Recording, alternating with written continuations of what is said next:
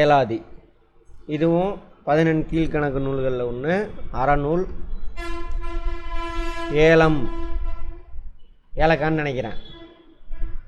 லவங்கம், நாக கேசரம், மிளகு, திப்பிலி, சுக்கு, இந்த மாதிரி 6 பொருள்களை கலந்து சாப்பிட்டாங்கனாக்கா நோய் தீருமா. அது மாதிரி இந்த ஏலாதி கணித மேதாவியார் எழுதுகிற அந்த செய்யுளை படித்தோம்னா அதில் 6 கருத்துக்கள் இருக்குது அப்படின்றாங்க. 6 நல்ல கருத்துக்கள். காலம் 5ஆம் நூற்றாண்டு, களப்பிரர்கள் ஆட்சி. மொத்தம் இதில் 81 பாடல்கள் இருக்குது. ஒரு பாடல் வந்து அதில் கடவுள் வாழ்த்து பாடல் இருக்குது. அது ரிலேட்டடாக என்ன சார் இருக்குது, பழைய புக்கில் இருக்குது. ஆசிரியர் குறிப்பு. இயற்றியவர் கணித மேதாவியார்.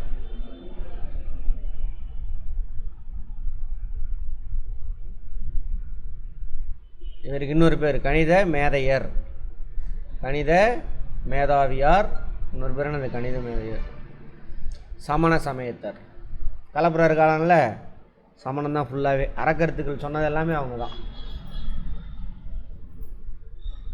கொல்லாமை, கொல்லாமையை முதல்ல சொன்னதே இந்தியாவில் சமணர்கள் தான். அதனால தான் என்ன பண்ணுவாங்க, ட்ரெஸ்ஸு கூட போட மாட்டாங்க. ஏன்னா விவசாயம் செஞ்சால் என்ன ஆகும், நுண்ணுயிரெலாம் செத்து போயிடுது மண்ணில் உள்ளது அப்படின்னு, விவசாயமே செய்யக்கூடாது அப்படிம்பாங்க. அப்படி விவசாயத்திலேருந்து வந்த பருத்தி ஆடைகளை அணியக்கூடாது அப்படின்னு சொல்லுவாங்க. கிபி 5ஆம் நூற்றாண்டு இவருடைய காலம். இந்த கணித மேதாவியார் வாழ்ந்த காலம் என்னது, கிபி 5ஆம் நூற்றாண்டு. இவர் இயற்றிய இன்னொரு நூல் திணைமாலை 150. கணித மேதாவியார் இயற்றிய மற்றொரு நூல் அது திணைமாலை 150. நூற்குறிப்பு நூலை பற்றி சொல்கிறாங்க. 14 கீழ்கணக்கு நூல்களுள் ஏலாதியும் ஒன்று.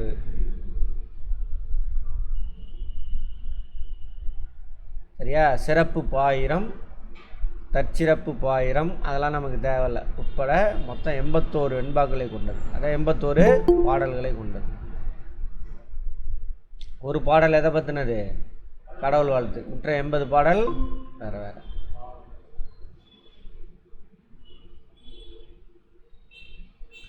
நான்கடி 4 வரி இருக்கும். 6 அருங்கருத்துக்களை இந்நூல் நவில்கிறது. நேற்றே பார்த்தோமா, 3 கருத்து கொடுக்கறது அது திருக்கடி. அது 6 கருத்து கொடுக்கும்.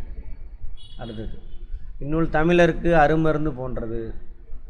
ஏலம் எனும் மருந்து பொருளை முதன்மையாக கொண்டு. மற்றதெல்லாம் சேர்க்கலை, மற்ற 5 வந்து சேர்க்கலை. அந்த 7ல் சரி 6ல் 6 பொருளில் முதல் பொருள் எது, ஏலம். அதனால தான் ஏலாதி அப்படின்னு வைக்கிறாங்க. ஏலம் என்னும் மருந்து பொருளை முதன்மையாக கொண்டு லவங்கம், சிறு நாவற்பூ, சுக்கு, மிளகு, திப்பிலி ஆகியவற்றாலான மருந்து பொருளுக்கு ஏலாதி என்று பொருள். இம்மருந்து உண்ணுபவரின் உடற்பிணியை, உடற்பிணினா அர்த்தம் உடற் நோய் போக்கும். அதுபோல இன்னொரு நற்கருத்துக்கள் கற்போரின் அறியாமையை அகற்றும்.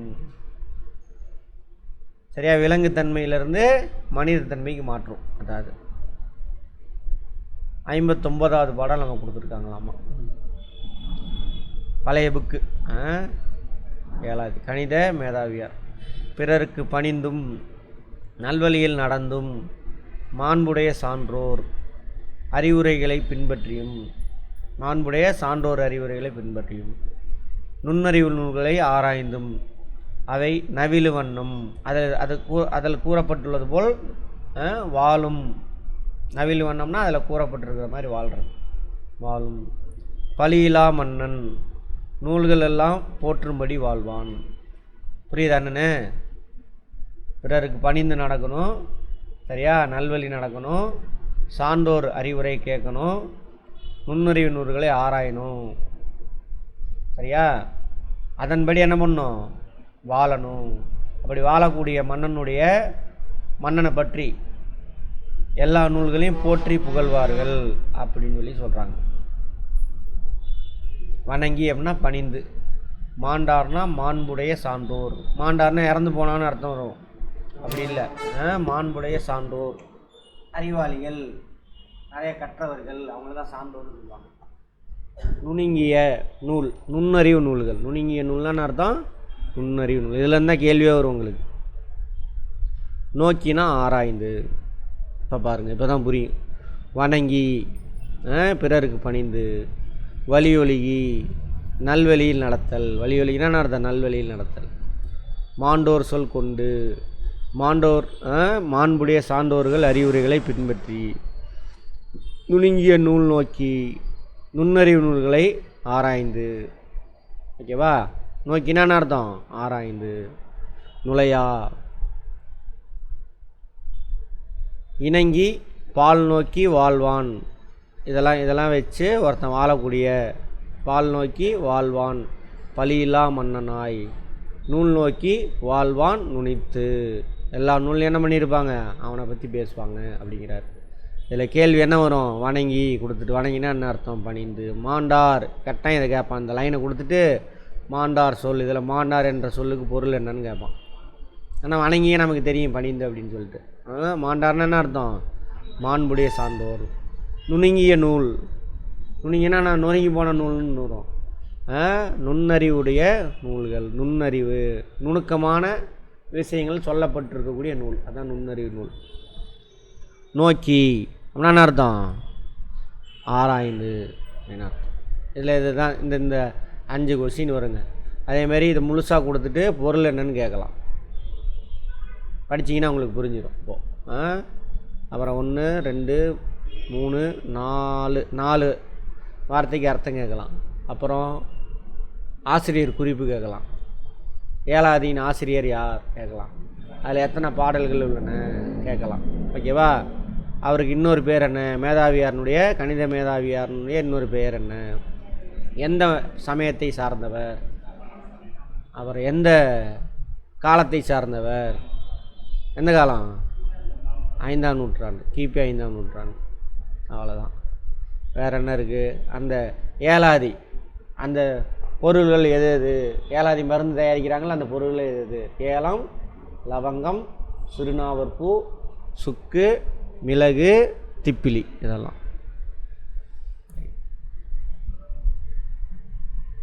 ஏலாதி டேஸ் நூல்களில் ஒன்று. 14 கீழ்கணக்கு நூல்லாம் என்ன, சங்க காலத்துக்கு பின்னாடி, சங்க காலம் மருவிய காலத்தில் எழுதப்பட்ட நூல்கள் 14 கீழ்கணக்கு.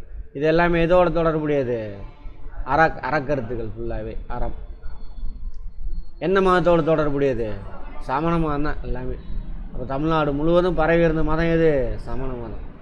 அப்புறம் தான் அந்த பிராமணிஸை இவனுங்களாம் அடித்து கழுவேற்றி கொண்டு, சரிங்களா, ராஜாக்களை பிடிச்சிக்குவானுங்க. ராஜாவை வச்சுக்கிட்டு இவனுங்களை ஏமாற்றி வாதம் பண்ணலாம், அது பண்ணலான்னு ஏமாற்றி இவங்கெல்லாம் கழுவேற்றி கொண்டுருவாங்க. இன்னும் சமண மதத்தை சார்ந்தவங்க இருக்காங்க.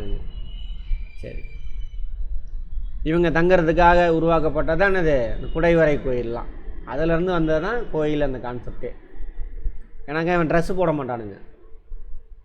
அப்போ கிளைமேட்லேருந்து, வெதர்லேருந்து, கிளைமேட்டில் வெதர், வானிலையிலேருந்து காப்பாற்றிக்கிறதுக்கு அங்கே இருப்பாங்க, குகையில் தான் இருப்பாங்க. ஏன்னா குகையில் பகலில் ஜிலு ஜிலுன்னு இருக்கும், இரவில் கதப்பாக இருக்கும். அதே வெளியில் உல்ட்டாவாக இருக்கும். வெளியில் பார்த்திங்கன்னா பகலில் ஹாட்டாக இருக்கும், இரவில் ஜில்லுன்னு இருக்கும், அப்படியே உல்ட்டாவாக இருக்கும். அங்கே எங்கள் குகையில் கேட்டாக்க அங்கே சிவபெருமான் தங்கியிருந்தான்னு கதையெல்லாம் விடுவாங்க. சிவபெருமான்லாம் இல்லை, இந்த சமண முனிவர் தான் தங்கியிருப்பாங்க. சரியா? சரி. கணித மேதாவியாரின் காலம். மருந்து பொருள்களின் பெயரில் அமைந்த 2 நூல்கள். நூல், இந்த நூல் என்னது, த்ரெட்டு. நோக்கி வால், நோக்கி வால் ஃபஸ்ட்டில் உள்ளது தான், சிறப்பு லகரம் தான். அடுத்தது நுனித்து, அதுக்கு அதே தான். செக் பண்ணிக்கலாமா?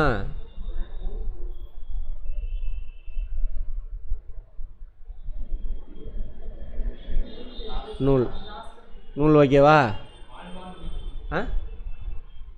நுனித்து, வாழ்வான், வாழ்தல், சிறப்பு லகரம்.